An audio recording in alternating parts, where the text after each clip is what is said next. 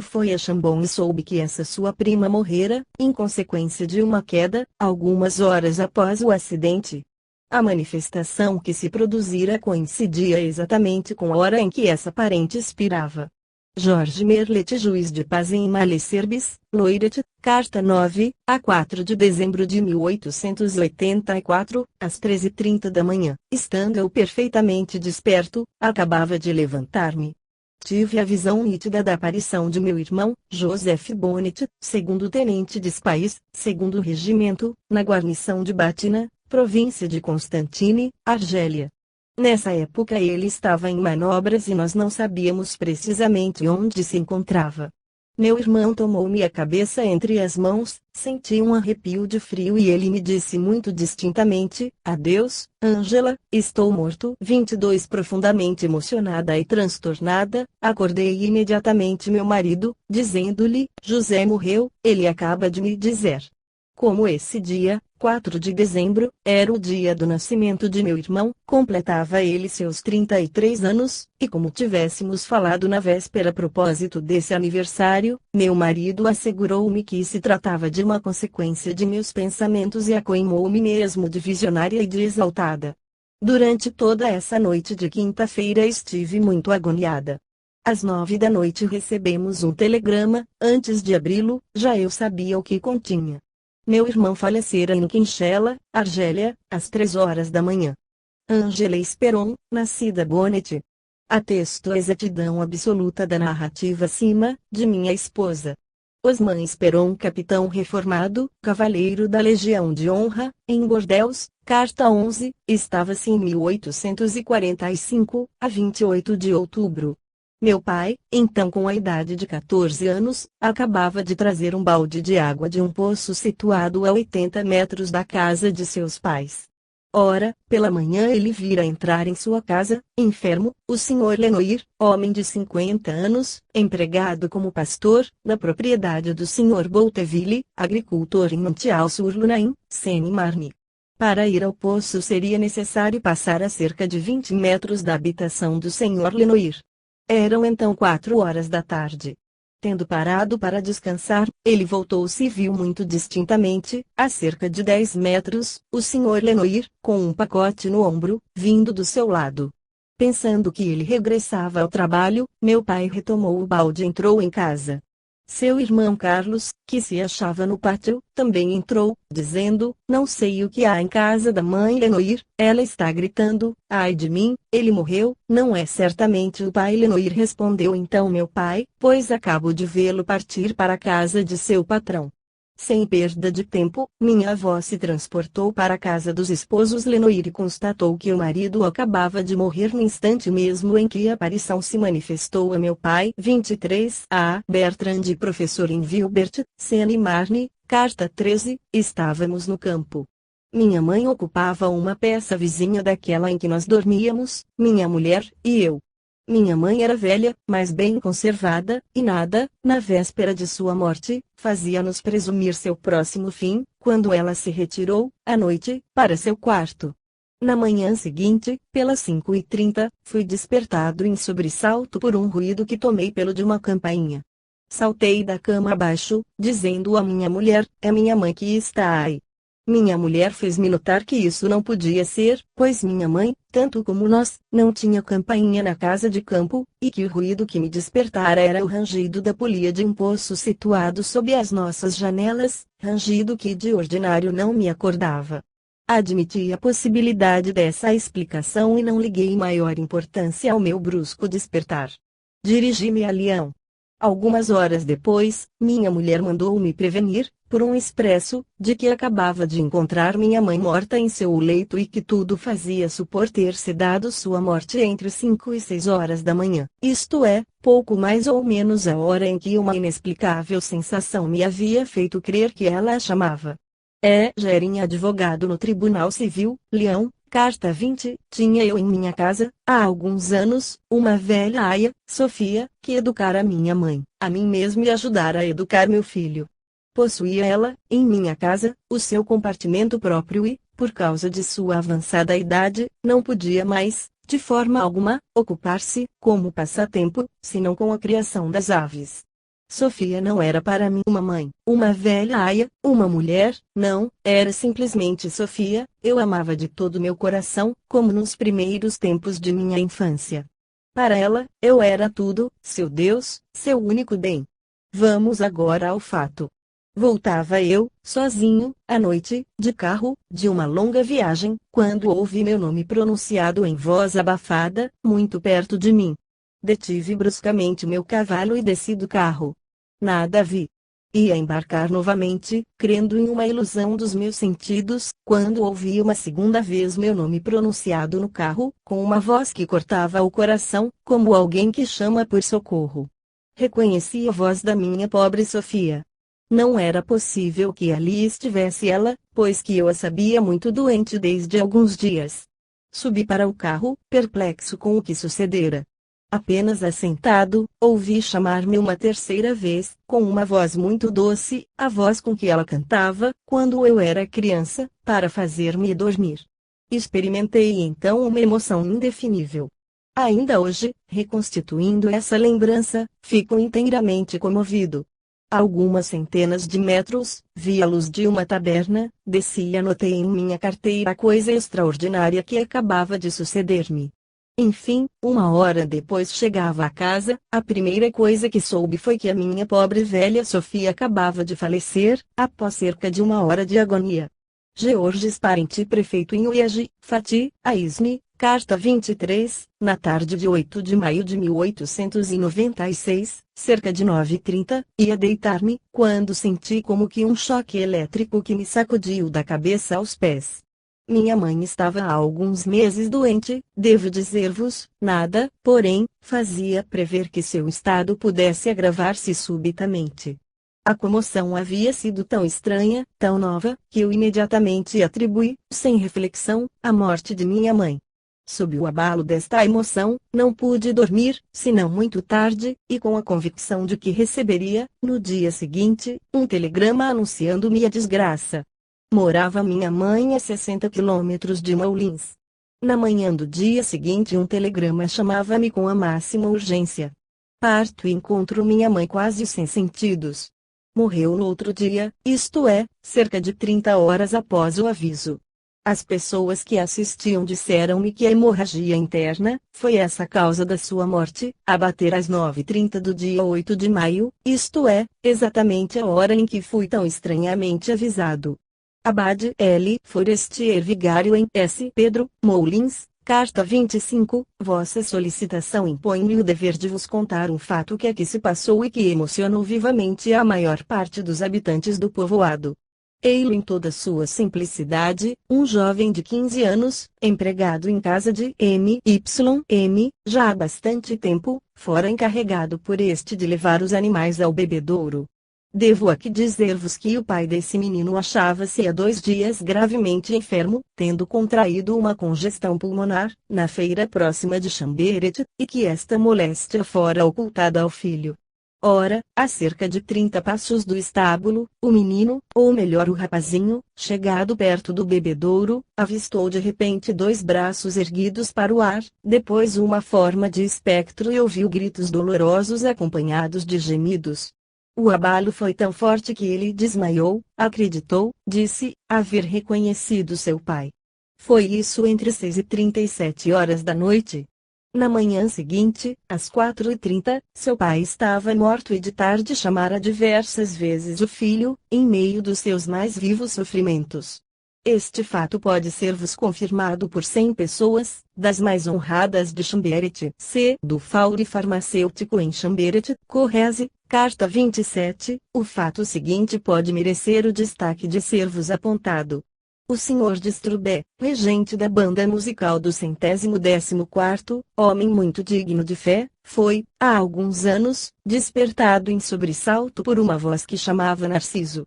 A esse chamado de seu prenome, de Strubé, que havia positivamente acreditado ouvir a voz de seu pai, respondeu sentando-se no leito. Passou-se isso entre a meia-noite e 1 hora da manhã. Algumas horas depois, de Strubé recebia um telegrama anunciando-lhe a morte de seu pai, sobrevinda na mesma noite na hora em que acreditara ter ouvido chamarem-no. de Strubé, da guarnição de Saint-Machant, dirigiu-se a Van Becourt, Mosa, para assistir aos funerais. Soube, então, que a última palavra de seu pai moribundo tinha sido Narciso. Se esse fato pode ter qualquer utilidade para os vossos interessantes trabalhos, sentir-me-ei, caro mestre, muito feliz em o ter levado ao vosso conhecimento, e meu amigo de Strubé, em caso de necessidade, está pronto a cumprir o dever de confirmá-lo. Sorlete capitão do 137º, de linha, em Fontenay-le-Comte, Vendée. Carta 29, em junho de 1879, um de meus primos fazia seu voluntariado em Bayonne. Seus pais habitavam o norte do Charente Inferior, a cerca de 400 quilômetros de distância. Um dia, sua mãe, entrando no quarto, ordinariamente ocupado por seu filho, viu-o muito distintamente estendido imóvel em seu leito, com o que muito ficou ela impressionada. Algumas horas mais tarde, um amigo da família veio à casa e conversou em particular com o marido, pai do jovem soldado. Essa conversação se efetuou no meio de um pátio muito espaçoso, e a mãe, colocada em uma porta a 40 ou 50 metros, ouviu esse amigo, que, entretanto, conversava baixinho, dizer a seu marido: "Não faleis a esse respeito a vossa mulher." Com efeito, nessa mesma manhã, voltando de uma marcha militar, ele fora banhar-se em Biarritz e se afogar aproximadamente à hora da aparição. Um camarada havia telegrafado ao amigo da família para encarregá-lo de dar a notícia. Clermaux, direção do registro em Juvigny, Orne, carta 30, sentindo-se morrer. Foi isso a 21 de abril de 1807. Minha tia-avó, a senhora Thiriet, mostrou-se, 4 ou 5 horas antes de sua morte, inteiramente entregue a íntimos pensares. "Estais pior?" perguntou-lhe a pessoa que me forneceu esta informação. "Não, minha querida, mas acabo de chamar Midon para o meu enterro." Midon era uma pessoa que a tinha servido e que morava em Eumont, aldeia situada a 10 quilômetros de Nancy, onde se encontrava a senhora Thiriet. A pessoa que assistia aos últimos momentos desta supôs que ela sonhasse, porém, 2 horas depois ficou muito admirada de ver chegar Midon, trazendo suas vestes negras nos braços e dizendo que tinha ouvido a senhora chamá-la para vê-la morrer e prestar-lhe os últimos serviços. A. Darbois de Jubainville, conservador aposentado das águas e florestas, cavaleiro da Legião de Honra, em Nancy. Carta 39, em 1875, um primo-irmão de minha mãe, Sr. Claudius Perichon, então guarda-livros-chefe na usina metalúrgica de L. Orme, comuna de Saint-Julien-Jarret, Loiret. Entrando na sala de fumar, viu nitidamente na vidraça minha mãe. No dia seguinte recebi a notícia de sua morte. Teria minha mãe pensado em seu primo nos seus últimos momentos? Não poderia dizer-vos. Em todo caso, a veracidade deste relato não pode ser posta em dúvida. Meu primo relatou diversas vezes aos seus filhos, de quem eu ouvi a narração, e é um homem de alguma instrução, pouco expansivo, muito sério, cheio de bom senso e por conseguinte digno de fé. Berger, professor em Roanne. Carta 40, o pai de minha mãe residia em Uning, da qual era prefeito municipal, Maire.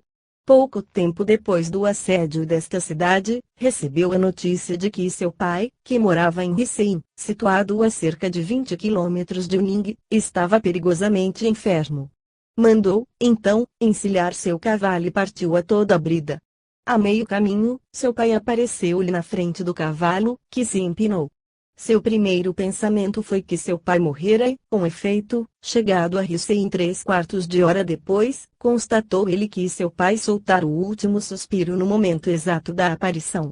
Minha mãe, Madalena Saltzman, então ainda moça, desposou, alguns anos depois, Antônio Rotea, meu pai, notário em Altkirch, onde ocupou essa função durante 30 anos. Eu o sucedi. Após a guerra de 1870, deixei Alsácia para instalar-me em França, em último lugar em Orquivaux, Alto Marne, vosso departamento.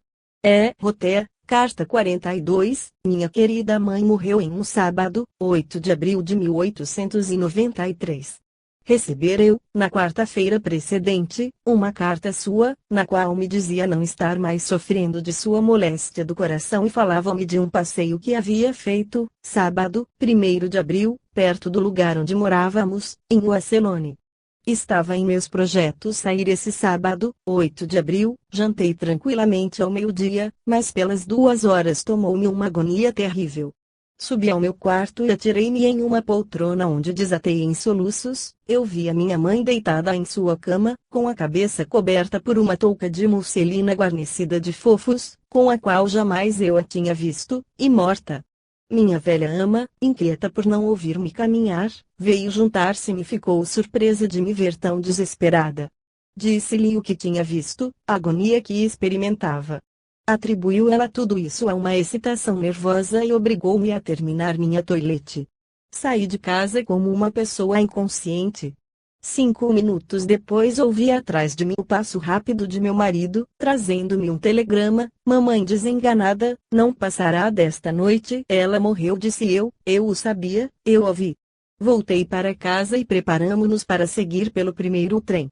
Eram 2h30, hora de Paris, quando vi minha mãe em seu leito de morte, e 3 horas mais tarde soubemos por telegrama que ela morrera subitamente, às 13h30, hora de Estrasburgo. Não tinha estado doente, só se deitara 2 horas antes de sua morte, queixando-se de frio e de grande sonolência, e não esperava morrer, pois que fizera ler uma carta por meu pai, que se conservava ao pé do leito.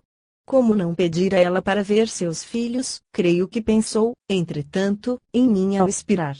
Tendo chegado somente segunda-feira, pelas 11 horas, em Estrasburgo, já minha mãe estava encerrada em seu ataúde, mas os que a vestiram descreveram-me, tal qual eu a vira, a touca de musselina com que foi enterrada.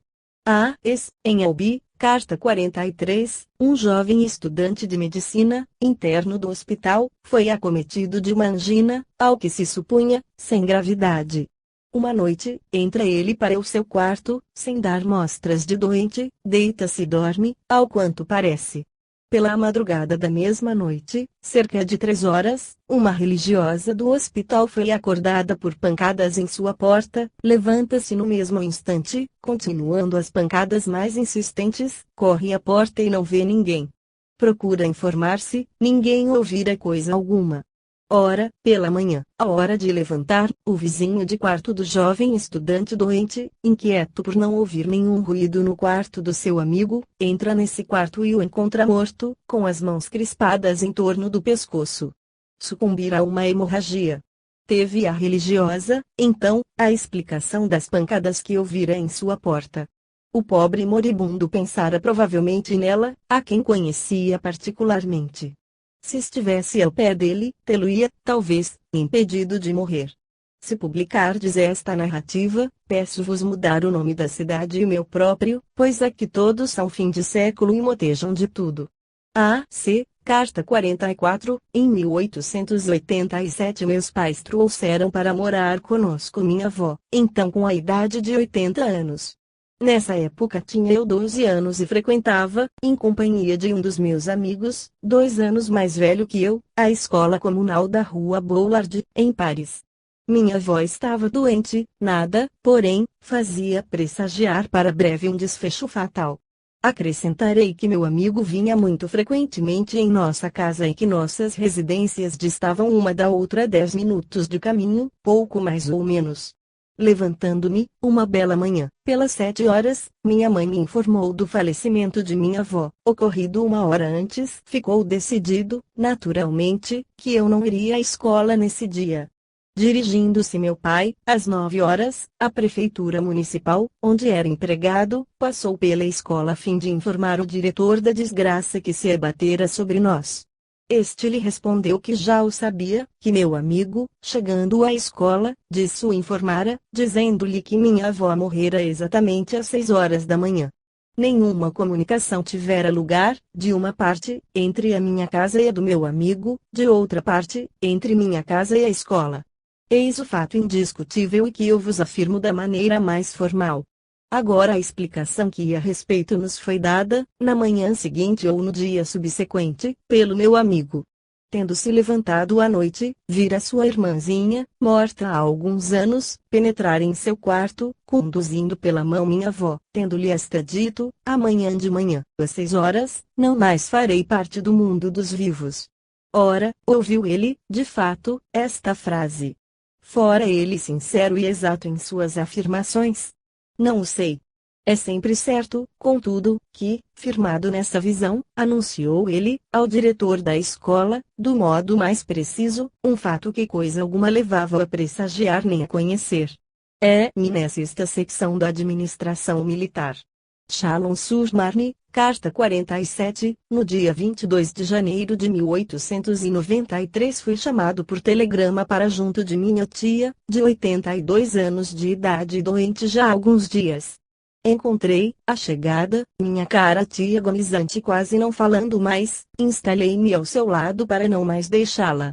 Pelas 10 horas da noite, eu velava sentado em uma poltrona perto dela, quando a ouvi chamar com uma admirável força, Lúcia. Lúcia. Lúcia. Ergui-me precipitadamente e vi minha tia completamente inconsciente e estertorante. 10 minutos depois, exalava o último suspiro. Lúcia era uma outra sobrinha e afilhada de minha tia, que não vinha vê-la tão frequentemente quanto desejava sua tia, pois que disto se queixara esta muitas vezes à enfermeira. No outro dia eu disse à minha prima Lúcia, devíeis ter ficado muito surpresa ao receber o telegrama anunciando a morte de nossa tia. Ela me respondeu, de forma alguma, eu já o esperava até certo ponto. Imagine que a noite passada, pelas 10 horas, quando eu dormia profundamente, fui acordada bruscamente, ouvindo-me chamar por minha tia, Lúcia. Lúcia. Lúcia. Não dormi o resto da noite. Eis o fato, cuja exatidão vos asseguro, rogando-vos não citardes mais do que as minhas iniciais, no caso de o publicardes, pois a cidade em que moro é constituída apenas de gente fútil, ignorante ou de carolas hipócritas. P.L.B., carta 49, tinha eu um tio que servira no corpo de Zuavos. Dedicava-lhe muito afeto o seu comandante, entretanto, com o correr do tempo, cessaram todas as relações entre eles. Muitos anos depois, certa manhã, na cama, bem acordado, teve meu tio a impressão muito nítida de ver seu capitão entrar, caminhar para junto da cama, contemplá-lo um instante sem nada dizer, voltar-se e desaparecer. Meu tio levanta-se, interroga todos os de casa, ninguém tinha visto nada. Alguns dias depois, sabe da morte de seu capitão, ocorrida naquele dia. Verificou ele a concordância da hora? Não o sei. Eugène Royer, farmacêutico de primeira classe da Escola Superior de Paris. La Ferté-Milon, a Isne, carta 52, tenho para contar-vos um fato autêntico, de que tive conhecimento por uma das próprias testemunhas. Eilo, achavam-se reunidos em conferência, em uma sala de sua casa, 10 ou 12 religiosos. Em dado momento, um dos postigos da janela se fecha bruscamente com um lúgubre rangido, no mesmo instante ou mais de um, não me recordo, dos religiosos levanta-se e grita, acaba de acontecer uma desgraça, morreu o nosso superior. Este se achava em outra casa, distante 10 quilômetros. No dia seguinte os religiosos recebem a notícia fatal, seu superior morrera precisamente a hora em que o postigo bateu. Tem-me sempre intrigado muito esta história. 24 Joanis já ouvira aos Leduc, por Naxegni, Saône et Loire, carta 54, há cerca de ano e meio, conversavam na sala de jantar meu pai, uma prima que morava conosco e minha irmã. Eram essas 3 pessoas as únicas que se achavam no compartimento, quando, se súbito, ouviram tocar piano na sala de visitas. Muito intrigada, minha irmã toma a luz, vai à sala e vê perfeitamente algumas teclas baixarem em um só movimento, produzirem as notas correspondentes e levantarem-se em seguida. 25 volta e conta o que acabava de ver. Riram-se, no primeiro momento, de sua história, atribuindo o caso à passagem de algum rato pelo teclado. Como, porém, tratava-se de pessoa dotada de excelente vista e nada absolutamente supersticiosa, acharam a coisa estranhável. Ora, 8 dias depois, uma carta procedente de Nova York anunciava-nos a morte de um velho tio que morava nessa cidade. Mas, coisa ainda mais extraordinária, 3 dias após a chegada dessa carta o piano voltava a tocar.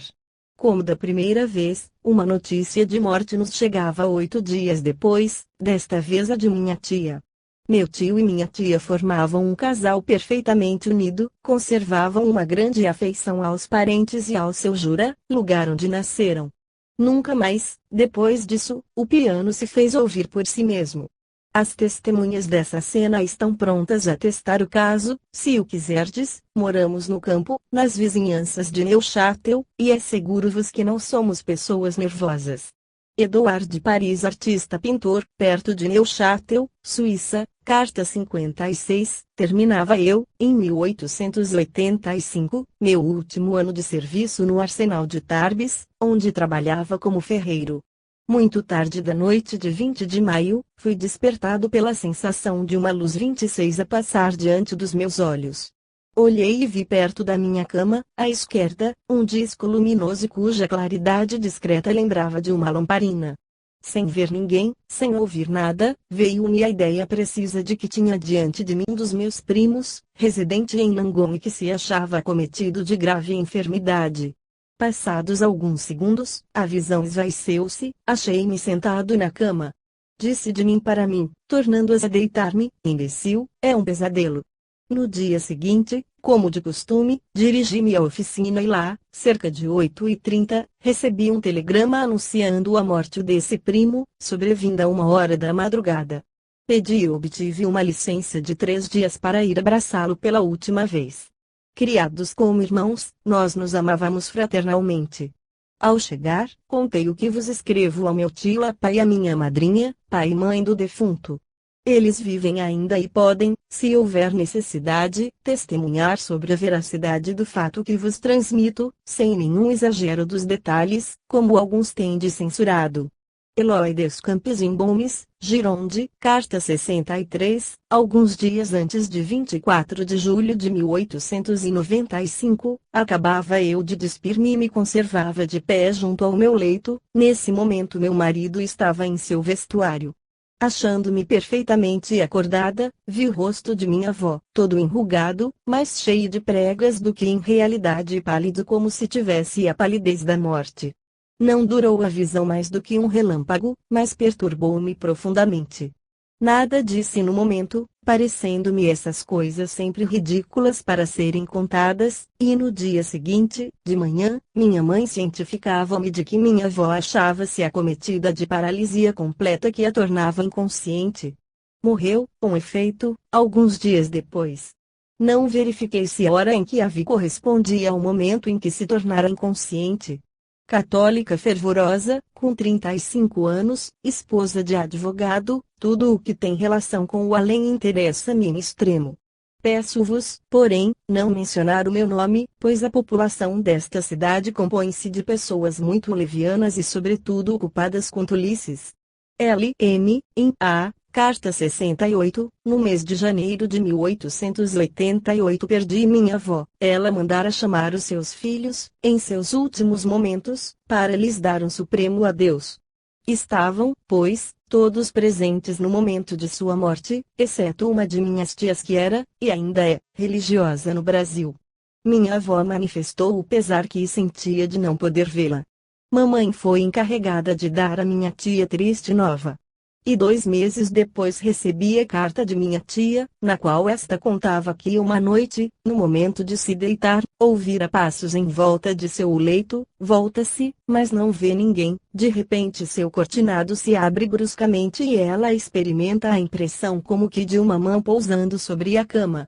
Estava sozinha em seu quarto, achando-se este iluminado. Sua primeira ideia foi a de que algum dos seus parentes morrera, e pôs-se a rezar pela sua alma.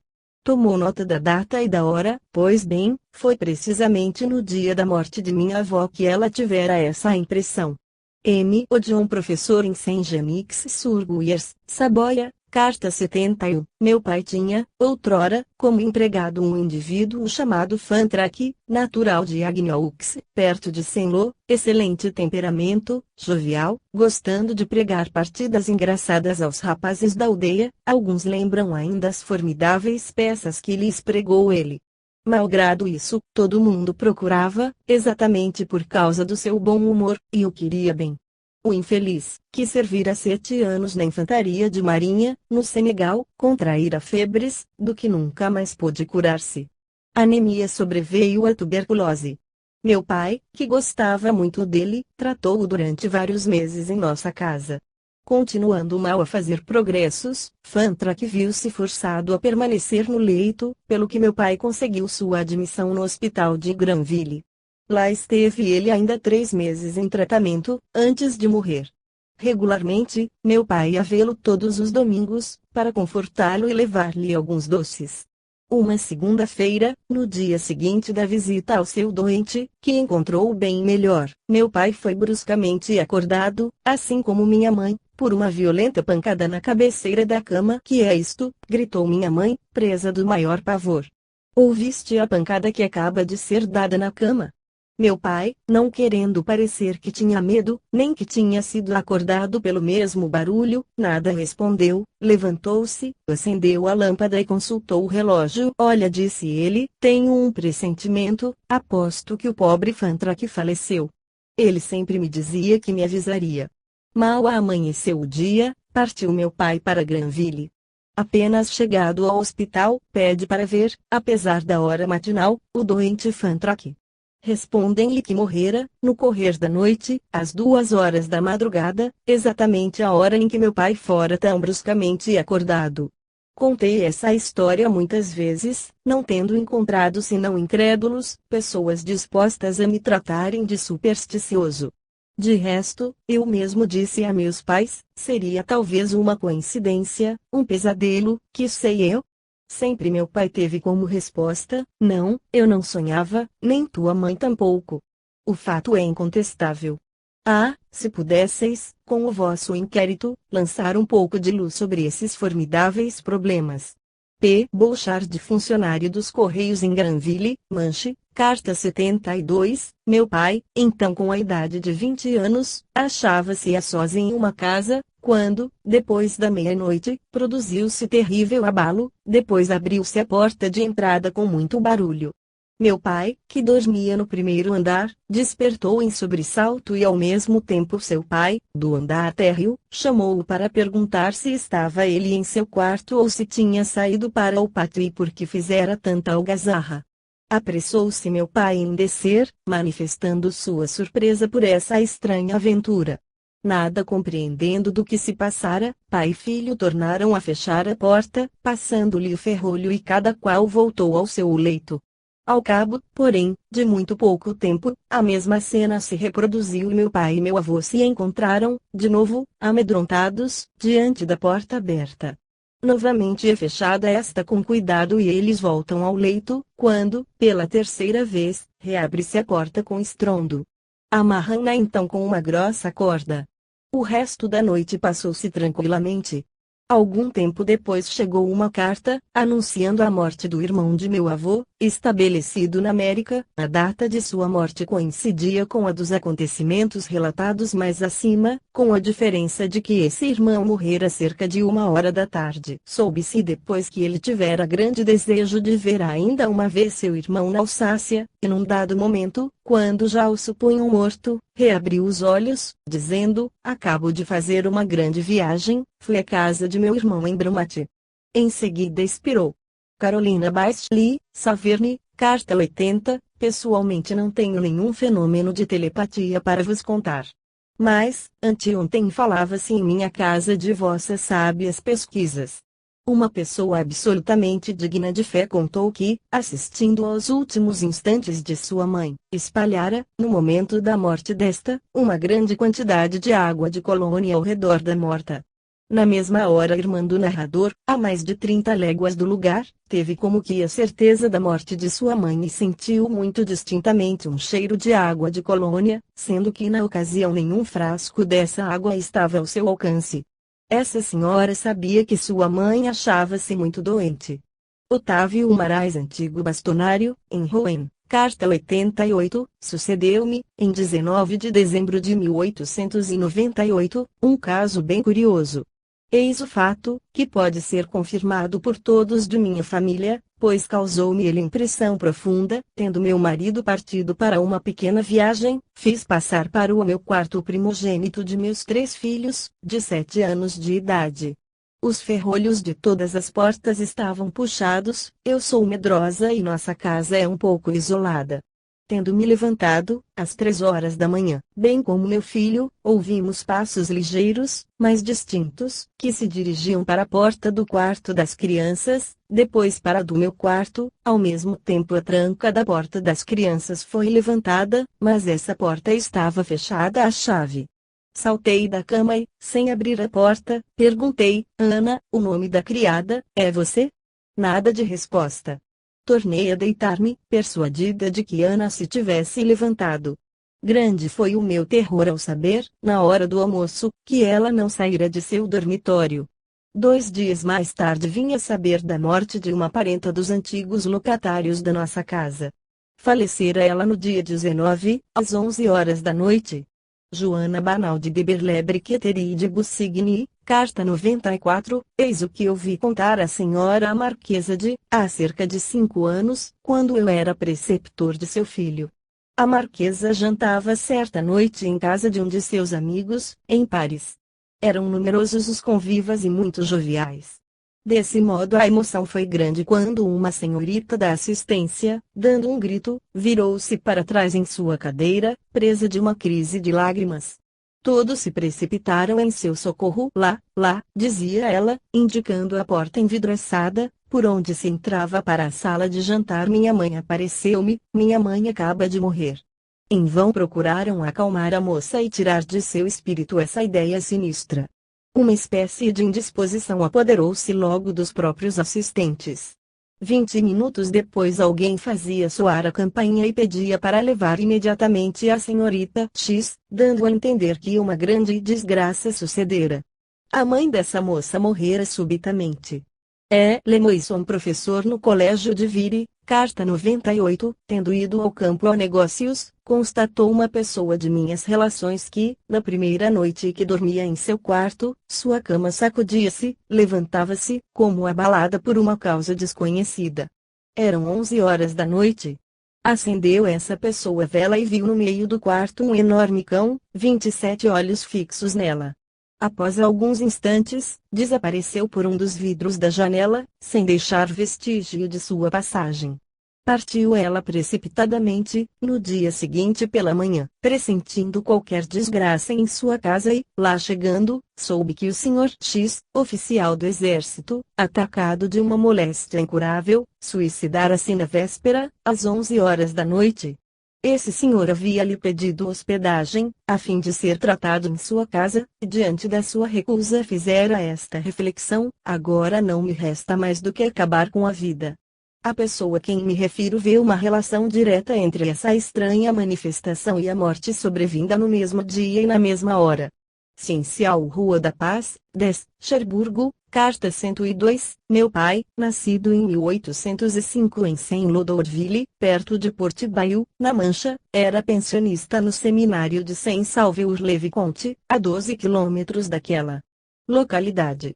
Era o preferido de seu pai que, de resto, lhe deixou um quarto a mais da herança, felizmente, pois o segundo filho teria depressa dissipado os bens de seus pais. Não é, portanto, para admirar que esse pai, tendo morrido quase de repente, como se morre em minha família, tenha pensado nesse bom filho, a quem ele amava ternamente, que não estava lá para receber o seu último suspiro. Ora, essa ideia do moribundo deve ter percorrido à noite o espaço de 12 quilômetros que o separava de seu filho, porquanto este, às 2 horas da noite, viu seu pai que o chamava para morrer. Ele correu acordar o superior do seminário e lhe pediu que o deixasse partir. O superior recusou, dizendo a esse jovem de 15 anos que a região, cheia de florestas a atravessar, não oferecia segurança para se viajar à noite, mas que o deixaria seguir logo que amanhecesse. Pois bem, era muito tarde, o pobre rapaz chegou quando seu pai já estava morto, o que sucedeu justamente à hora da noite em que o chamara. Angeline de Soli, residente em La Trouche, Isère, carta 104, na noite de 19 para 20 de maio, um pouco antes de 11 horas, ainda eu não dormia, minha mulher, ao meu lado, já dormia, quando ouvi muito distintamente como que um pesado corpo cair sobre o assoalho do andar superior. Minha mulher ergueu-se então e me disse: deve ser um pão que caiu. Respondi: Esse quarto superior continha os pães da última fornada. Enquanto eu falava, um outro ruído semelhante ao primeiro, depois um terceiro, mais forte, reboaram. Então me levantei, acendi a luz e, subindo a escada de madeira que conduzia ao celeiro, pude constatar que tudo aí se achava em perfeita ordem, estando os pães em seu lugar. Um funesto pressentimento relacionado com meu irmão João, doente, assaltou-me nesse instante, mas não deixei transparecer nada, e quando minha mulher me perguntou o que havia causado aqueles rumores insólitos, respondi, para não amedrontá-la, pois eu a sabia muito medrosa, foram alguns pães que escorregaram. No dia seguinte, qual não foi a minha estupefação vendo minha irmã, que morava então em Nimes, chegar com a fisionomia toda transtornada, assegurando-me ter ouvido, pelas 11 horas, um rumor em sua mesa e, apenas acordada, um abalo formidável no grande armário. Eu o levei então até a cozinha e lhe disse, João morreu? Sim, respondeu ela, era ele. Um mês depois, soubemos que nosso querido João falecera no hospital de Birkaden, Argélia, na noite de 19 para 20 de maio. 28 Marius Mariogem de Moulin, Garde, carta 108. Minha mãe tinha 2 tios clérigos, um era missionário na China, o outro cura na Bretanha, tinham uma irmã, já de idade avançada, residente nos Vosges. Um dia essa pessoa estava ocupada em sua cozinha preparar o repasto da família, quando se abriu a porta e ela viu no limiar seu irmão missionário, do qual estava há longos anos separada. É o irmão Francisco, gritou ela e correu para ele, a fim de abraçá-lo, mas, no instante em que chegava perto dele, não o viu mais, o que lhe causou um grande medo. No mesmo dia, à mesma hora, o segundo irmão, que era cura na Bretanha, lia seu breviário, quando ouviu a voz do irmão Francisco que lhe dizia, meu irmão, vou morrer. Depois, ao cabo de um momento, meu irmão, eu morro. E enfim, alguns minutos depois, meu irmão, morri. Alguns meses mais tarde, receberam eles a notícia da morte do missionário, verificada no mesmo dia em que tinham recebido tão estranhos avisos. 29 E se me permito dirigir-vos este relato, é que tal acontecimento parece me apresentar todas as garantias de autenticidade. Foi-me ele contado por minha mãe e por uma de minhas tias, separadamente, elas o ouviram das personagens em causa, seu tio, um sacerdote respeitável, e sua tia, uma resoluta e digna mulher, os quais não teriam inventado esse conto pelo prazer de causar admiração ao público. Quanto às circunstâncias de crer em uma alucinação, seria inverossímil que ambos a tivessem ao mesmo tempo, a muitas centenas de léguas de distância. Posso afirmar-vos igualmente, sob palavra de honra, minha perfeita sinceridade, de resto, que vantagem teria eu em enganar-vos? Marie Lardet Champleduc, Vosges, carta 121, o valor dos fatos cresce em razão do seu número, dizeis vós, em um artigo sobre as manifestações telepáticas, é o que me abalança submeter-vos um desses fatos extraordinários. Não data de ontem, nem me diz pessoalmente respeito, não obstante, posso garantir-lhe a autenticidade, à vista do caráter verídico, do bom senso, do espírito positivo e equilibrado da pessoa com quem ele ocorreu. Em 1822 ou 1823, o primogênito de meus avós fazia seus estudos em Estrasburgo. As últimas notícias dele recebidas eram boas e nada havia que se pudesse prestar a qualquer inquietação a seu respeito. É verdade que nessa época, em que 50 quilômetros constituíam uma viagem de longo curso, as comunicações com Estrasburgo não eram muito frequentes e, por conseguinte, nem tampouco as notícias. Um dia em que minha mãe contemplava um retrato a óleo de seu filho ausente, teve a impressão de que a tela caminhava para seu lado, ao mesmo tempo em que ouvia distintamente a voz de seu filho dizer, mamãe, mamãe. Foi tão nítida a visão, que ela estendeu os braços e gritou com desespero, Eduardo. Meu avô fez tudo para convencê-la de que Eduardo ia bem, que, se estivesse doente, seus pais seriam avisados, que ela tinha tido uma alucinação, sonhar acordada, etc. Minha avó permaneceu sob a impressão de uma desgraça. No dia seguinte, um mensageiro chegava de Estrasburgo para anunciar a morte do rapaz. Que enfermidade o aniquilara em algumas horas? Não me lembro mais. Sei somente que ele morreu na hora em que sua mãe contemplava o retrato e que, morrendo, chamara por 2 vezes: mamãe, mamãe. Confesso-vos que sou muito incrédulo, mas rendo-me, neste caso, à evidência. Entretanto, não assino senão para vós, porque vós sabeis que não se trata de um conto. S.S. Vos Desanechados, carta 128, um fato absolutamente autêntico passou-se em minha família. Não pude saber o ano em que se produziu, mas enfim ei-lo aqui tal qual a narrativa que dele me fizeram minha avó e minha mãe. Quando minha avó era moça, morava no porto de Envaux, pequena cidade nas cercanias de Saintes, e tinha um irmão, Leopoldo Drouillard, marítimo. Um outro de seus irmãos, que também residia no porto de Envaux, vai a um celeiro, nos fundos de um pátio, procurar feno para o gado. Quase no mesmo instante ele volta correndo, a tremer de medo, e diz à sua mãe: mamãe, acabo de ver meu irmão Leopoldo no celeiro. Riram-se todos à custa dele no momento e ninguém mais pensou nisso, quando, no mês de dezembro do mesmo ano, soube-se da morte, em Havana, no mês de junho, de Leopoldo Drouillard. Fora precisamente no mês de junho que seu irmão tivera a visão. Eis o fato tal qual me foi contado por minha mãe e por minha avó. Esta última tem ainda vivos um de seus irmãos e uma de suas irmãs. Podem eles dar seu testemunho a respeito do fato. Fernando Ortiz Tonai Charente, Charente Inferior, carta 134, a. Em 1880, meu cunhado, J. B. Tezilotti achava-se na Argélia, onde fora chamado por seus negócios. Certa noite levantou-se ele em sobressalto, sem causa aparente, abrindo os olhos, viu, à luz da lamparina que clareava o quarto, um de seus amigos, chamado Morilon, residente na cidade de Creil, Oise, aparecer muito distintamente ao pé da sua cama, olhando-o com tristeza. A aparição durou alguns instantes. Ao mesmo tempo recebeu ele a intuição muito precisa de que seu íntimo amigo, não obstante achar-se em bom estado de saúde, antes de sua recente separação, acabava de morrer. Escreveu para casa e não tardou a saber que seu amigo Morilon morrera nessa mesma noite, a hora exata daquela aparição. Tive ocasião de encontrar-me, em maio de 1896, em casa de um amigo comum, com o Sr. Contamine, farmacêutico em Coventry, Allier, que em minha presença narrou o fato seguinte, do qual ele garantia a absoluta autenticidade e que não podia contar sem uma visível emoção, achando-se um dia sentado em seu quarto. Diante de um armário de espalho, ocupado em calçar as botinas, percebeu muito nitidamente, por esse espalho, que a porta de trás se abrira, vendo um de seus amigos entrar no quarto, estava em trajes de baile vestido com todo esmero. O Sr. Contamine voltou-se para estender as mãos ao seu amigo. Qual não foi a sua estupefação, verificando que não havia ninguém no seu quarto?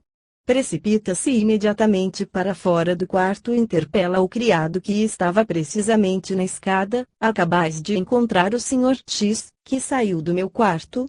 Onde está ele? Não vi absolutamente ninguém, afirmo-vos. Ora essa, ele saiu do meu quarto neste instante, estou absolutamente certo de que ninguém entrou nem saiu. O Sr. Contamine, muito intrigado e muito impressionado, teve, também ele, o pressentimento de uma desgraça. Procurou logo informar-se e veio a saber que o seu amigo, tendo cometido um homicídio por imprudência, e querendo furtar-se ao processo judiciário desse acidente, suicidara-se à hora exata em que se verificou a aparição e com o próprio trajo com que fora visto refletido no espelho. Boulnois professor em Ponte Semachense, carta 140, no dia 23 de outubro de 1870, às 5 horas da manhã. Eu dormia tranquilamente, sem sonhar, quando senti bruscamente, sobre minha face esquerda, um beijo ternamente aplicado. Dei um grito: mamãe! À tarde desse mesmo dia recebíamos um telegrama anunciando a morte, às 5 horas da manhã, de minha bem-amada mãe. Conservei tal impressão do fato, que jamais a sua recordação foi esquecida. Se a grande veracidade deste fato pode ser, de qualquer modo, útil, serei muito feliz de ter podido contribuir em mínima parte para pesquisas cujo alto valor sei apreciar. P.S. Minha mãe morreu em Gien e eu estava em Rochefort. Senhorita Maria Durand Rochefort-sur-Mer, Charente Inferior, carta 141. Há 50 anos, minha tia, irmã de caridade, então com a idade de 20 anos, e achando-se no dormitório comum onde eu a vi ainda este ano, foi surpreendida por um grande rumor de tonel que rola no pátio. Ela abriu rapidamente a janela e não viu nada. Tendo-a fechado, para ir deitar-se, o barulho continuou tão forte, que ela tornou ainda a abrir a janela, com grande espanto de suas companheiras que nada ouviam. 8 dias depois, vinha-lhe a notícia da morte de sua mãe e fora precisamente às 8 horas da noite que ela expirara, chamando por suas 2 filhas ausentes. Fato curioso, achando-se lá a outra filha, nada ouvira, entretanto. Esta mesma tia foi despertada, muito tempo depois, por pancadas semelhantes às de um pequeno martelo sobre uma tábua, perto de seu leito. O medo impediu-a logo de falar, mas as 8 irmãs que partilhavam o seu dormitório foram todas despertadas com o barulho. Levantaram-se e por 3 vezes constataram, durante a noite, que era sempre na mesa de minha tia que o ruído se produzia. 3 irmãs, antigas companheiras de minha tia, afirmaram-me terem sido testemunhas do fenômeno. Nenhuma coincidência de morte se verificou neste caso. C. Cortês, Marmande, carta 142, a meu tio José, irmão de meu pai, estando a passear em seu jardim, pelas 10 horas da manhã, viu, por cima de uma sebe de espinhos, seu cunhado, que vinha pela estrada, a cavalo. José volve à casa, anuncia à esposa a chegada do marido de sua irmã e vai ao seu encontro. É em vão que ele procura-o, mas pela tarde um expresso traz uma carta comunicando a morte súbita desse homem, na mesma manhã acometido de apoplexia, a 45 quilômetros, o que motivou a sua queda do cavalo.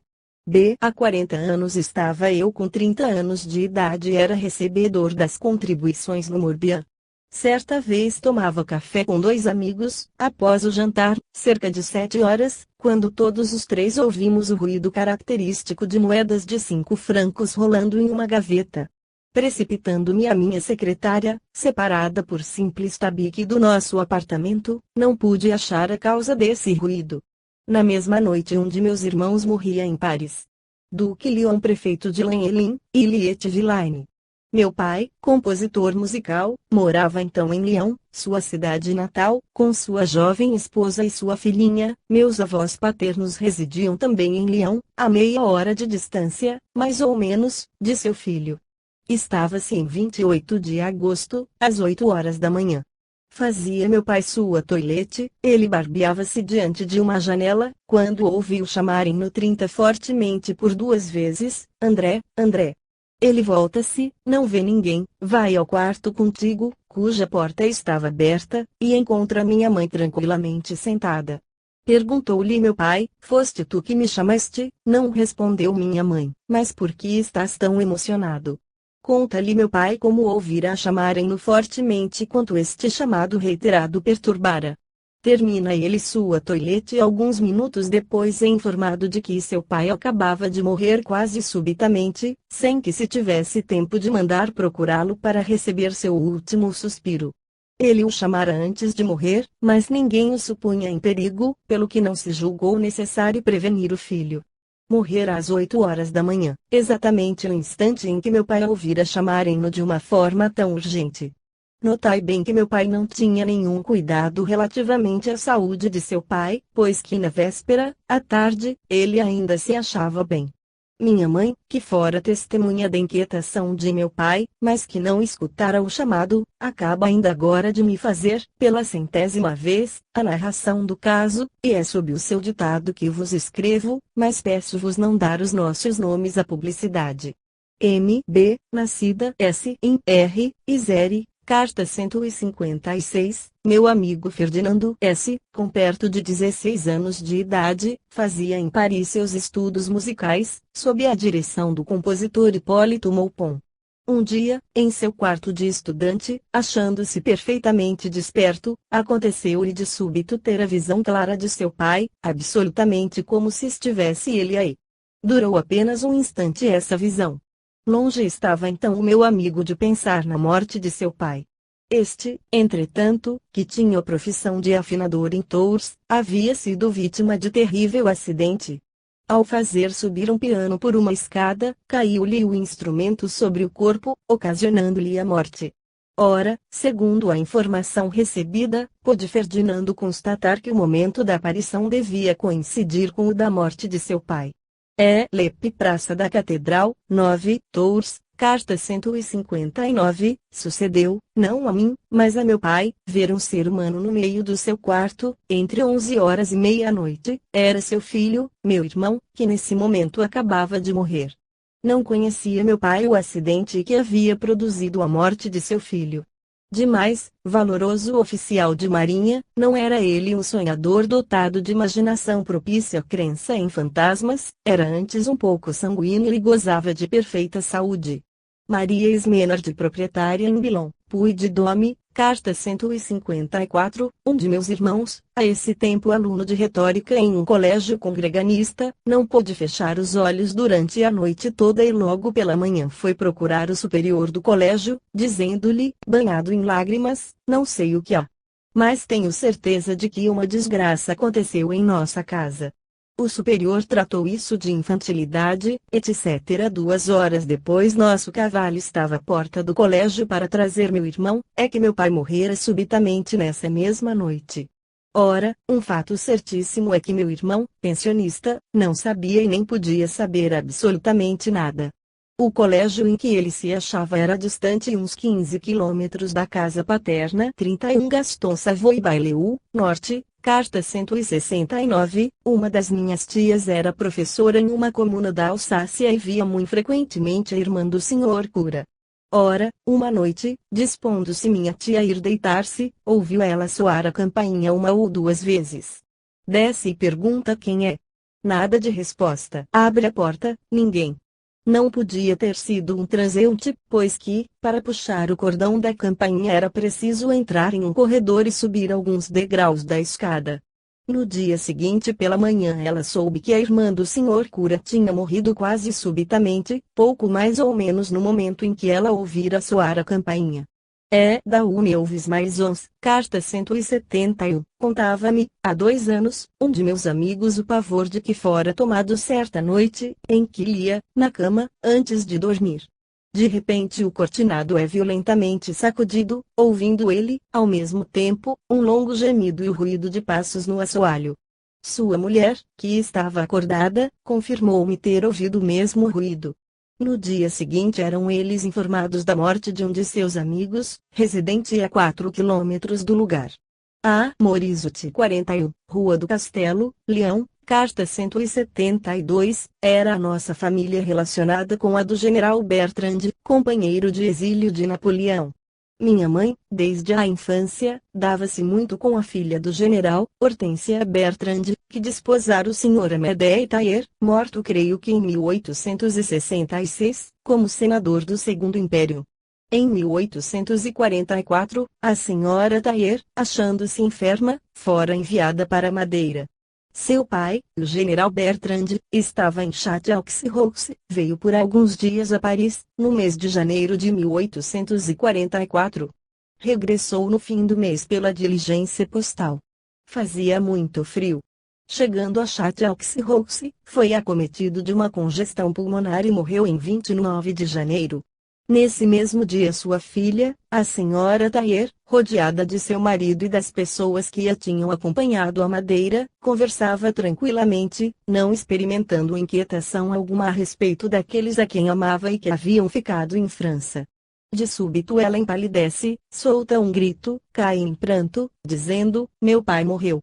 Procuram acalmá-la, fazem-lhe ver que as últimas cartas eram muito recentes e não continham senão boas notícias, que não havia nada que fizesse prever uma desgraça. Ela persiste em sua afirmação e toma nota da hora e do dia.